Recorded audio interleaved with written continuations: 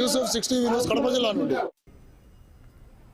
రంగారెడ్డి జిల్లా షాద్ నగర్ లో మంత్రి సీతక్క పర్యటించారు. పలు అభివృద్ధి శంకుస్థాపన కార్యక్రమాల్లో ఆమె పాల్గొన్నారు.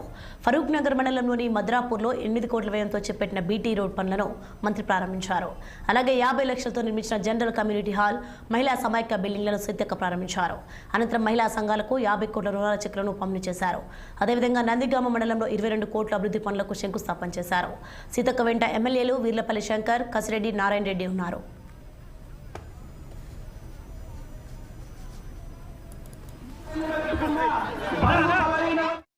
కమ్యూనిటీ భవనాలు కావాలి, మహిళా సంఘాలకు మహిళలకు వ్యాపారాలు జరగాలి అనే కోరికతో వారు చెప్పిన దాంట్లో కూడా మేము సాంక్షన్ చేయడం జరిగింది.